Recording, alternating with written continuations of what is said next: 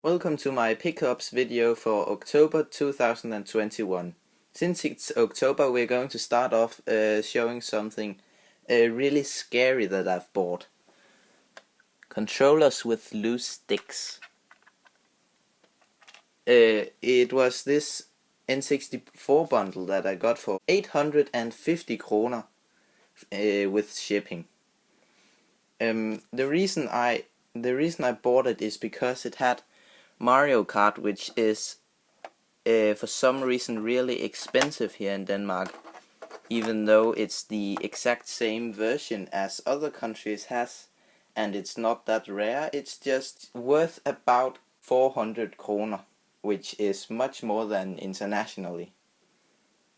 But it works, and I've got it, and I can add Mario Kart, Diddy Kong Racing, and maybe Quake to my collection. I already have Mario 64. Also, for some reason there was a video cable from a PlayStation 2 included.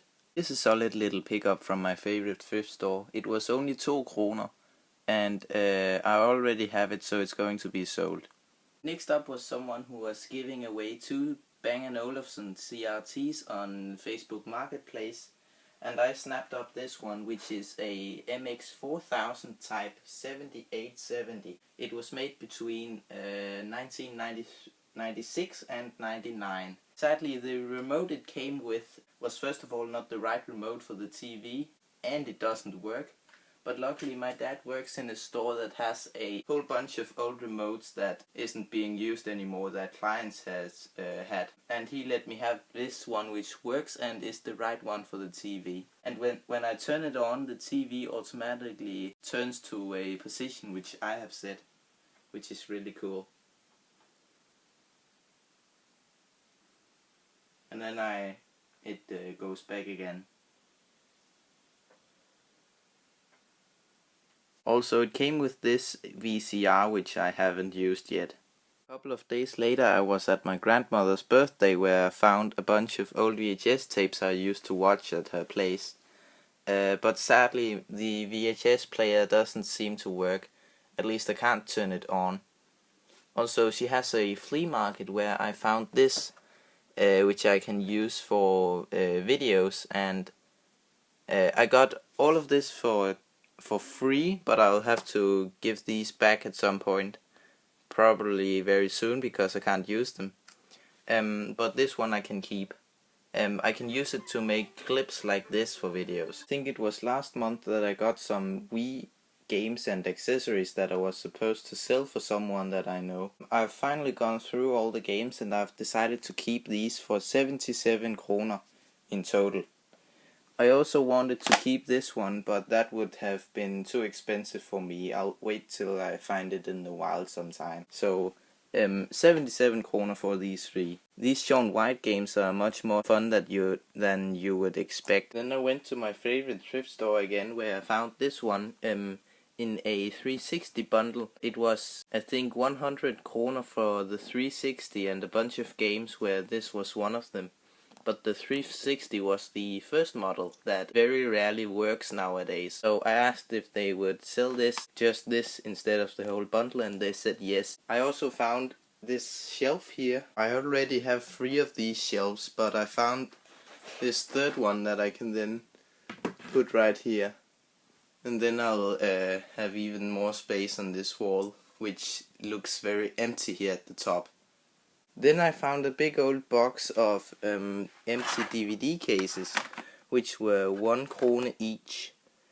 They have space for the manual and 1 disc, and then cover art. Sadly, it's the thin cases instead of the normal thickness like this 360 case here. I got a very good deal on them, nearly half price, because all of this should have been 128, but I asked if they would give me a discount because I bought all of them. There's a little over 100, and I got it for 72. As in, I got the cases, the game, and the shelf for 72 in total. Just came home from my very first video game convention, which was Retro Console Market in Denmark, and here's what I got. I also had a booth where I was selling stuff, and I had my dad with me, who was at the booth when I was out and checking out other stuff. Anyway, here's what I got. I don't remember in what order I found everything here, and it was all in different booths, and some booth I was at multiple times. So I'll just show you everything and then tell you what I paid for it all. First are these Sega Power and Mega Power. It might be the same magazine, I don't know. It's for Sega Mega Drive, also known as Genesis, Master System and Game Gear games. I got 3 of those. Then I have 2 Xbox 360 games. This one I've been looking for a while, but I haven't been able to find it. Here is an adapter so I can play Japanese and North American Super Nintendo games on my European console. Here is Mickey's Wild Adventure, which is an upgraded version of Mickey Mania on the Mega Drive / Genesis, which is one of my favorite games on there. Then there's this thing that lets me plug in PlayStation 1 or 2 controllers to a PC. That was from a bundle. It's not really anything I needed. Here are 3 demo discs for PlayStation 2, which I quite like. I already have, I think, 5 of them, and now I have 3 more. They're really cool, I think. And here are 2 Nintendo 64 games, one of them having the manual still. Here is a brand new Tribute 64 controller for the Nintendo 64. It's the wired version, and last month was my birthday, and I wished for this one, but sadly I got the PC version. But now I have the N64 version. Here is an untested PS2, slim in silver, very dusty as you can see from this angle.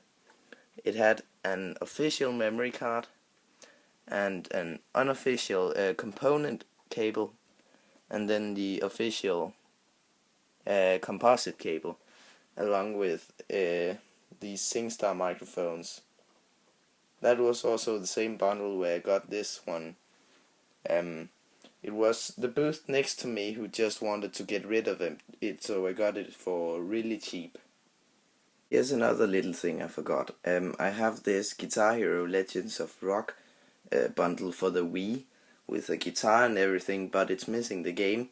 But luckily I found the game in good condition on the convention, so now that's complete. That should also have been part of all this. I've now calculated how much I spent both in Danish kroner and American dollars, and the same with how much I sold on that day. I'm not completely sure about the sold numbers, because some people paid with cash instead of mobile pay, which is like payment with your phone but only available here in Denmark. And I'm not completely sure that it may have been a bit higher from people paying cash instead of with mobile pay. But yeah, I spent 500 and something kroner, and I sold for 5,000. That's a ton of money. This was the most expensive thing I sold. It was a TV with a built-in PS2 that I sold for 3,500 kroner, which is the majority of what I sold for in total. Yeah, I've made a video about it before. The other day I went on a road trip with my mom, and we went to see a lot of thrift stores in an area where we don't live, so it's all new to us. And the first thing I found was this Lightgun. It's a replica of some real life gun that I know nothing about, and it functions like a gun con from Namco and works for the PlayStation 1, 2 and Sega Saturn. It's not an actual Namco gun con, but it should do the trick. The reason I bought it was because of that CRT I got earlier this month, because these light guns only works on CRTs and not modern flat screens like the one I had before. It was $27.99, which I think is very cheap. Then one of the later booths at this store, there was a guy who was looking at something in a plastic bag that made me super excited to see. And I really hoped for the love of God that he didn't buy it. Luckily, he just put it down again and continued walking down the aisles looking for other stuff. And this was what it was. A Game & Watch Donkey Kong 2 multi-screen for 50 kroner. That is insanely cheap. The cheapest one I could find was 1,500 for a loose one and 2,000 for a complete in box one. So to get one for 50, untested though, is truly amazing. I've popped in some new batteries and sure enough, it works no problem. And I've already died. The next place that I found anything that day had some DS games, and the first one I spotted in their stack of 5 DS games was Sonic Colors for 15. All the DS games were 15 kroner per game, and this was the first one I saw. I picked that one up. Then I saw Spectrobes Beyond the Portals, which I didn't really think I was going to buy, as I've had a Spectrobes games for Wii before, and that is really hard to sell for me. But I ended up picking it up anyway, because then it would have been the only DS game that I left there, and yeah, it's still an okay buy. Next one was Ninja Gaiden. I recognized both that name, and I recognized this specific game in the series from a magazine that I've read. And then there was these two. First they looked like kids games to me, but then I looked at the covers and it was some sort of anime games, and that one was from Konami. They looked like RPGs to me. I still don't quite know because I haven't played them, but I think they're RPGs, and that made me think that they were definitely worth looking up what they were worth. And oh boy, am I happy that I looked these two up, especially Izuna here, because LEDs is worth about $30 and Izuna is, I think it was 55. After these two very great pickups, the last thing I got that day was this one at a different store. I thought at first that it was a strategy guide for GTA San Andreas, but when I got home I opened up this seal they had put on, and it had the PC version of the game inside. I don't really care for PC stuff, so this thing is just a paperweight to me, but I can use the whole book part of this whenever I get the game for PS2 or the original Xbox. As you can see, they didn't put a price on the sticker, but I got it for 10 kroner, which I think was fair. The book here is almost the exact same size as a DVD case, which is definitely intentional. And then once I get my PlayStation 2 or Xbox version, I can have it next to it on the shelf.